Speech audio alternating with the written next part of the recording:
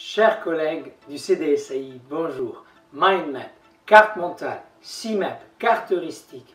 Qui n'a pas déjà entendu parler du principe et de ses objectifs? Stratégie d'apprentissage, moyens mnémotechniques, réorganisation visuelle des savoirs. Rendu célèbre et probablement inventé par Tony Buzan, un psychologue anglais qui fut animateur pour la BBC, la carte mentale à la côte dans le milieu scolaire. S'il semble évident que la carte mentale aide à retenir des informations, certains schémas arborescents que nos élèves livrent peuvent parfois décevoir. Mais tu es fou! Les gens vont croire que tu as perdu la tête en disant des choses de ce genre. Je n'ai pas été assez clair. Sois plus clair. Je vais me remettre la tête au bon endroit et essayer d'être plus clair.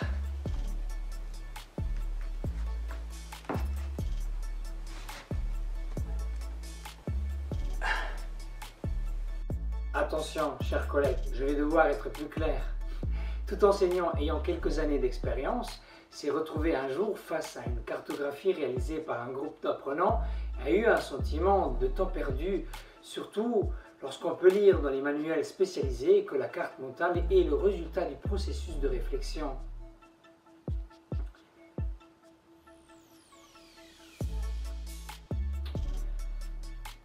Cela est encore plus vrai si ce même enseignant a parcouru des sites comme mindmapinspiration.com qui ont façonné ses attentes lorsqu'il était en train de préparer sa séquence ou son application en classe.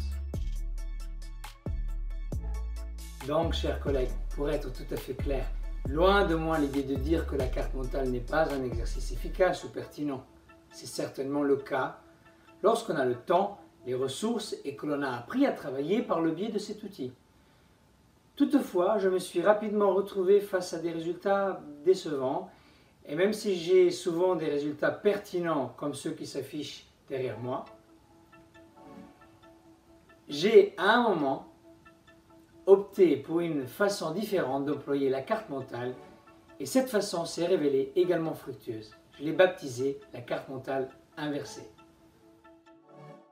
Le principe de la carte mentale inversée, c'est d'exposer son propre processus de compréhension et de structuration à l'élève, en lui fournissant pour chaque cours magistral non pas des notes écrites, mais une carte mentale qu'il peut compléter grâce aux notes prises pendant l'exposé magistral. La procédure est la suivante. Premièrement, le professeur prépare un input de maximum 20 minutes. Deuxièmement, pendant cette phase de cours magistral, les élèves prennent des notes de manière linéaire. Troisièmement, le professeur distribue sa carte mentale liée à la thématique du jour et les élèves l'étudient en silence lentement pendant 5 minutes. Quatrièmement, les élèves complètent la carte mentale distribuée, changent des arborescences au besoin, réfléchissent aux liens, s'interrogent sur la compréhension des explications. Cinquièmement, au besoin, l'enseignant termine par une séance de questions et réponses afin de clarifier les parties les plus complexes, peut-être incomprises. L'exemple que je vais développer ici est en lien avec une séquence du bac luxembourgeois et plus en particulier avec la lecture longue en classe de La peste d'Albert Camus. Les ressources montrées sont toutes téléchargeables gratuitement sur le site de notre organisation. Le lien se trouve en dessous de la vidéo. Chers collègues, vous vous dites c'est bien beau tout ceci, mais à quoi ressemblent ces cartes mentales? Vous voyez derrière moi défiler certains exemples.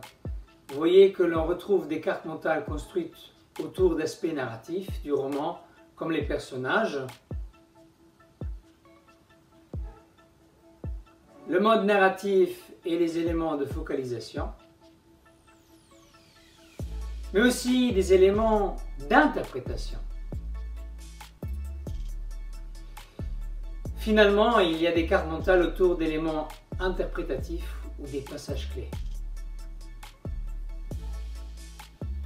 il est temps pour moi de vous laisser, soit découvrir toutes les cartes mentales sur le site du cdsi.org de cette séquence autour de la peste d'Albert Camus, soit de découvrir la méthode en la mettant en pratique dans vos classes.